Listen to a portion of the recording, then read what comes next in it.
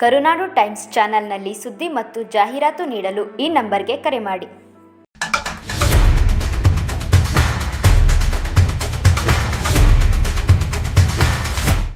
ಜಮೀನು ವಿವಾದಕ್ಕೆ ಬೇಸತ್ತ ರೈತ ಆತ್ಮಹತ್ಯೆಗೆ ಯತ್ನ, ಆಸ್ಪತ್ರೆಯಲ್ಲಿ ಜೀವನ್ಮರಣ ಹೋರಾಟ.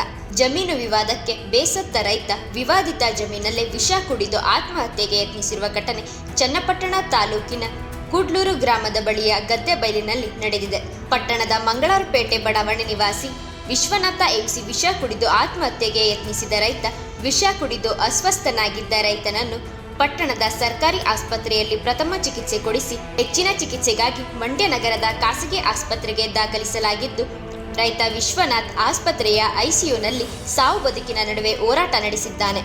ಬೆಂಗಳೂರು ದಕ್ಷಿಣ ಜಿಲ್ಲೆಯ ಚನ್ನಪಟ್ಟಣ ತಾಲೂಕಿನ ಕೂಡ್ಲೂರು ಗ್ರಾಮದ ಸಮೀಪದ ಗದ್ದೆ ಬೈಲಿನ ಸುಮಾರು 26 ರೈತರು 17 ಎಕರೆ ಕೃಷಿ ಭೂಮಿಯಲ್ಲಿ ಕಳೆದ 60 ವರ್ಷಗಳಿಂದ ಬೇಸಾಯ ಮಾಡುತ್ತಿದ್ದರು.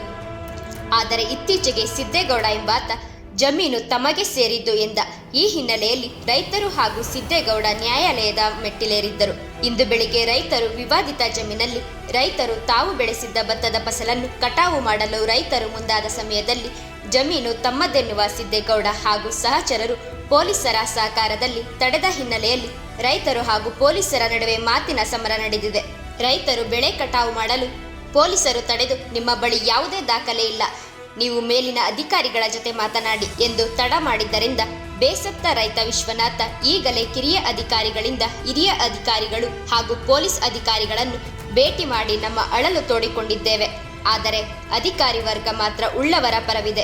ನನ್ನ ಸಾವಿನಿಂದ ಇತರ ರೈತರಿಗೆ ಒಳ್ಳೆಯದಾಗಲಿ ಎನ್ನುತ್ತಾ ವಿಷ ಕುಡಿದು ಆತ್ಮಹತ್ಯೆಗೆ ಯತ್ನಿಸಿದ್ದಾರೆ.